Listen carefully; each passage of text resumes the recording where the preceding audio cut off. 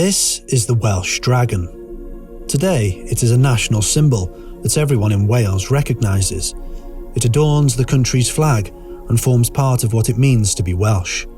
But where does it come from? And how did it become what it is today? To answer these questions, we have to go back to the beginning, way back into the mists of time to a period commonly known as the Dark Ages. The dragon in Welsh myth first appears during this period in the poems of Taliesin and Aneurin. Although the backdrop of their poems is not yet what we would call Wales, they are writing about the Britons of northern England and southern Scotland. Wales did not exist at this point in time. Both of these poets equated dragons with military leaders. In the poem Yggdraodin, Aneurin describes the Brythonic war leader Gwynabwy mab Gwen as the dragon of the Battle of Cartraeth. Taliesin, in one of his odes to King Urin Reged, describes leaders as both skilled and unskilled dragons. But wait, where did they get this idea from? Let's delve further back. The term dragon, or the Latin version Draco, in fact dates to the Roman period. It was used by troops during the reign of Marcus Aurelius and made its way over to Britain during this time. A group of these troops were made up of Sarmatians who were stationed at Ribchester in modern-day Lancashire, not far from the north-east border of Wales. Each group was represented by the Draco military standard, with the standard bearer called Draconarius. Fibulae, enamelled brooches, bearing dragons were worn by Britons during the Roman occupation. Going further back, the Celts decorated scabbards with dragons from around 300 BC, which have been found throughout the Celtic world from Central Europe to London. The serpent of dragons can be seen on Celtic coins used around the 2nd century BC. The serpent was important to the Druids too. A number of their high priests were referred to as Gwyberod, meaning vipers, and the king of the serpents, the dragon, was venerated long before the Romans arrived in Britain. But where does this idea come from, and how far back can it be traced?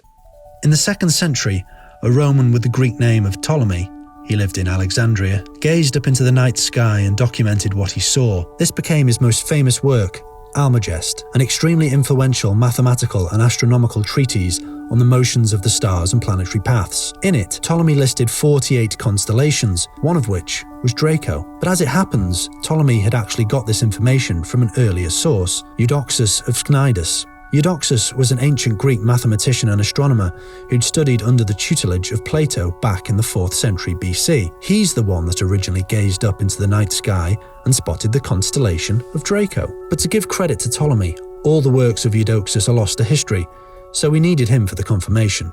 So thanks to Eudoxus and Ptolemy, we now have our Draco origin.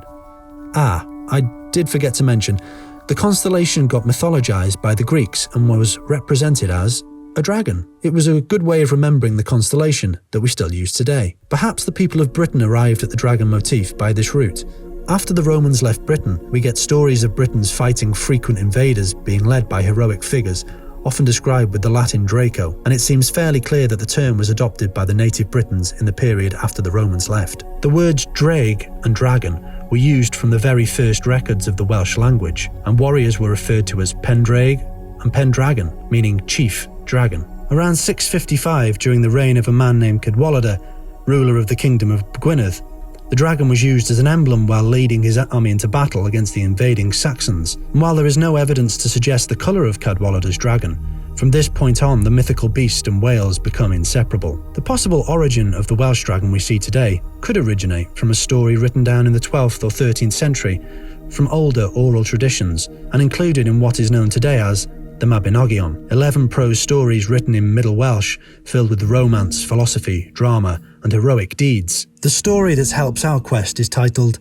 Llwyd and Llefelys. It tells the story of Welsh brothers who encounter 3 plagues on their kingdom. The second of these plagues tells of a fight between 2 dragons, one of foreign origin, Saxon, and one representing the homeland, Wales, Britain. These dragons are described as having the shape of monster animals and have the power of flight. They also get tired of fighting, turn into little pigs, drink a load of mead and fall asleep. Llwyd then wraps them up and buries them in a stone coffer beneath the earth, thus ridding Britain of plague forever, so long as they stay there. It's all a bit mad, and we still don't have any mention of the colour of the dragon. Enter Nennius.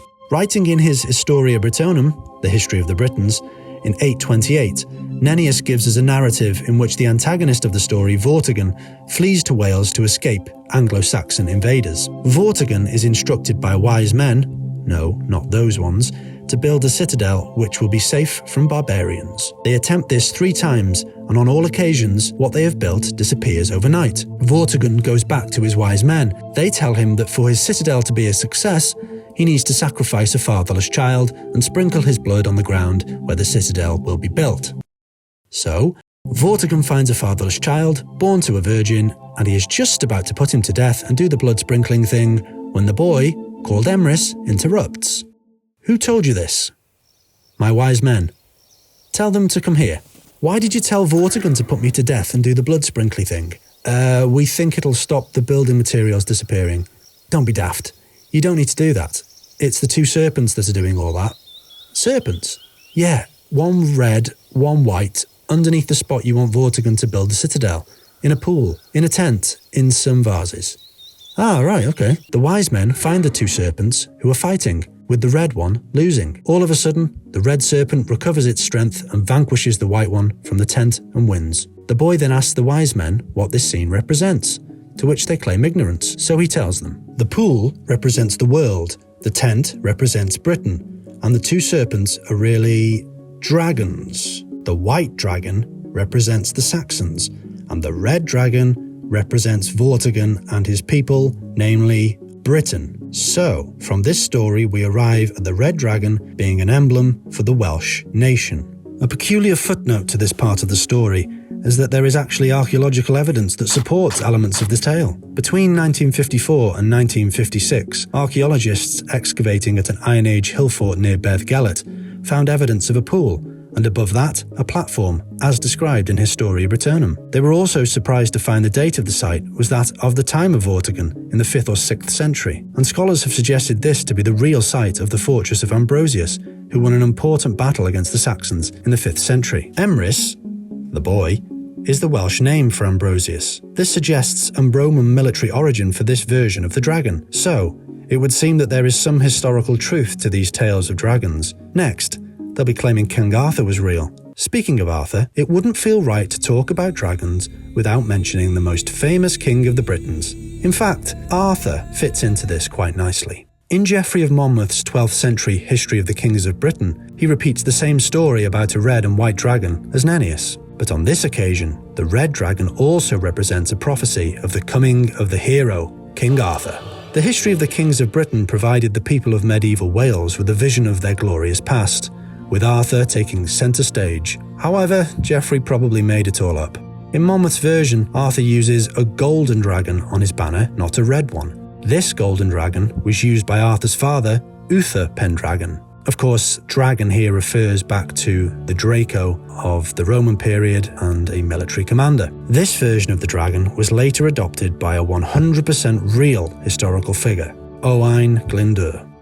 In the centuries after Geoffrey of Monmouth's History of the Kings of Britain, the dragon was briefly used by English kings on military standards, but with the rise of the cult of St. George and his slaying of dragons, it quickly became a metaphor for the real English attempts at subjugating the Welsh, with the English identifying themselves with St. George. There is no evidence that any Welsh leader used the red dragon as his standard until the early 15th century. In 1401, Welsh rebel leader, aka Dragon, and Prince of Wales Owain Glyndwr used a golden dragon on a white background for his standard for the first time at the Battle of Tuthill near Carnarvon against the English. It was seen as a symbol for victory for the Celtic Britons. We now have the first instance of a dragon, albeit a golden one, being used as an emblem of Welsh independence and spirit of Wales as a nation. The golden dragon is in reference to Uther Pendragon, symbolising Glyndwr's supposed descent from Uther. The colour of the dragon throughout the Middle Ages fluctuates between red and gold, but by later in the century it would be cemented as the colour red.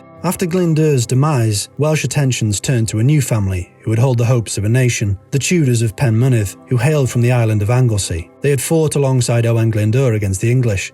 First up was Owain Tudor, who claimed descent from the ancient kings of Britain. It's not clear whether Owain used the red dragon as an emblem, but his sons Jasper and Edmund most certainly did, displaying a red blunted-tailed dragon on their crest. In fact, the dragon had been used by Edmund Tudor on his tomb effigy. When Owain Tudor was executed in 1461, with his eldest son Edmund already dead, hope settled on Jasper. Welsh poet Robin Ddu addresses Jasper in a poem and says, "It is time for the red dragon to break free." It was not Jasper who would lead the rebellion to victory though. It was his nephew and son of the late Edmund, Henry. In 1485, when Henry Tudor defeated Richard III at the Battle of Bosworth, he became the first Tudor monarch. This was a big deal for Wales. Henry was Welsh. He was born in Pembroke, and despite spending the majority of his adolescence in France, on his return he continued the Tudor family tradition of using the dragon as a symbol. At Bosworth, one of his battle standards was a red fire Draco beaten vapor white and green sarcenet. Hang on, a red dragon upon white and green? Henry had invented the Welsh Flag. After the battle, he rode into London, bearing his standard alongside those of St George and the Lancastrian Beaufort family arms. Henry was paying tribute to the Welsh nation that had supported his victory. By this point in time, it seems clear that the dragon was seen as a symbol for Wales, and Tudor monarchs continued this tradition. At Elizabeth I's funeral, a red dragon was displayed on a standard.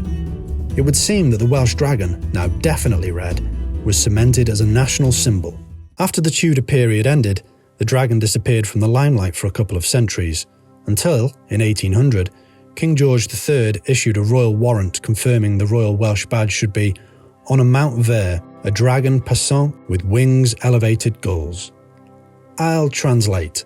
Ver means the colour green, and gulls is the colour red. So there we have it. The Welsh dragon was now officially red, and from this point until today, the Welsh dragon has been red in colour. It has become a truly national symbol that represents the spirit of the country. I hope you've enjoyed this journey through the ages to discover the true origins of the Welsh dragon. See you next time.